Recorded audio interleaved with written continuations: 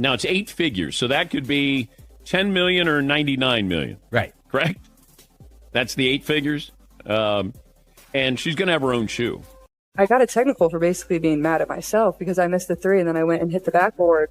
And he told me it was disrespectful to the game of basketball. College, where I said, damn it, where it's like a personal frustration.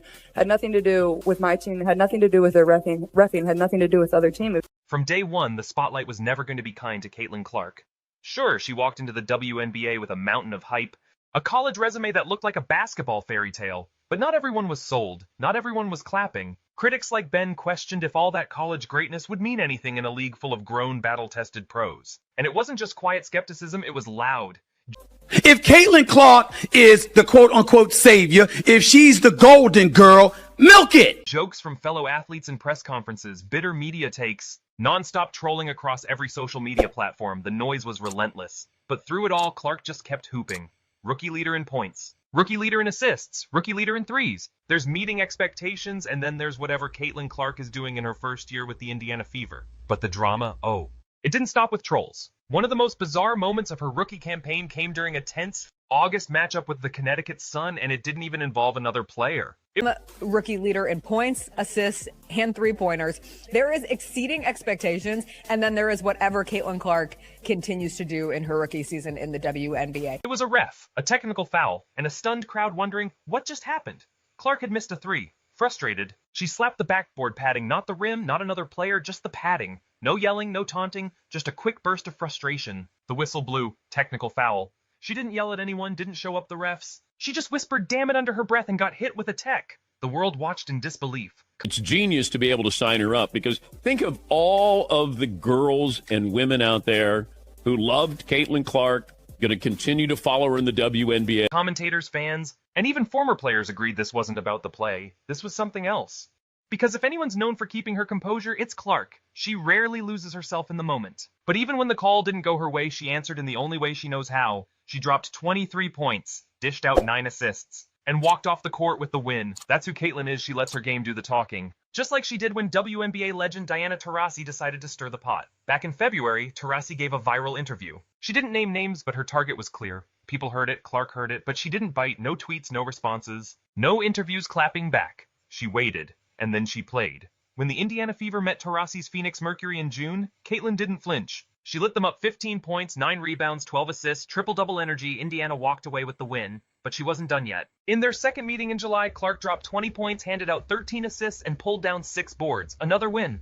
And when they met for the final time that season in August, she put the exclamation mark on it all: 29 points, 10 assists, 5 rebounds. And another Fever victory. 3 games, 3 wins. Reality didn't come for Clark. Clark was the reality check. But just when you thought the noise might settle, it exploded again. After a brutal 92-71 blowout loss to the defending champs, the Las Vegas Aces, social media turned into a war zone. Every mistake Clark made was magnified, every missed shot dissected, every highlight twisted. It was one of the most brutal online pylons she'd faced since entering the league.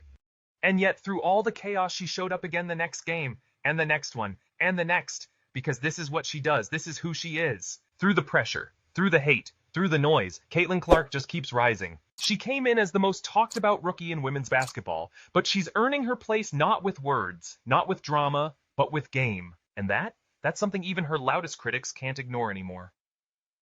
By now, everyone knows Caitlin Clark didn't enter the WNBA quietly. She came in with a storm, a legacy of broken records, sold-out arenas, and jaw-dropping moments from her college days. But in the pros? Hype means nothing if you can't back it up. And from day one, people were lining up, waiting for her to fail. Even when she had a night, most rookies would be proud of 13 points, 11 assists, 6 rebounds. It wasn't enough.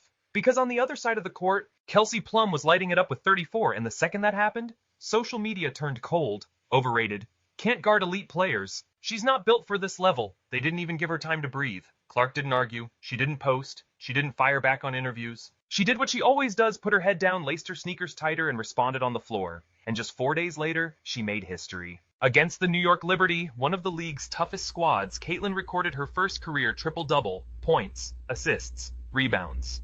She didn't just play great, she ended Indiana's brutal losing streak to New York and sent a warning shot to every critic watching. You can keep doubting me, but I'm still coming. And if there's one player who's been hearing that message loud and clear, it's Angel Reese. Their story? It didn't start in the WNBA. It started in college when the basketball world couldn't stop buzzing about Clark versus Reese. Different styles, different personalities. And totally opposite media images, but the tension, real. Fast forward to the WNBA. Clark is the face of the Indiana Fever.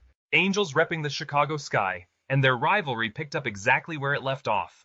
In their first pro meeting, Clark had an off night by her standards, 11 points, 8 boards, 6 dimes. But guess what? Indiana still walked away with the win. Reese, never one to hold back, told reporters after the game. She got lucky this time. Let's see what she does under real pressure. Clark didn't respond. She never does. Instead, when they met again in June, she made her statement where it matters on the scoreboard. Points, 9 assists, 8 rebounds. Indiana won again, and this time it was their first home victory of the season.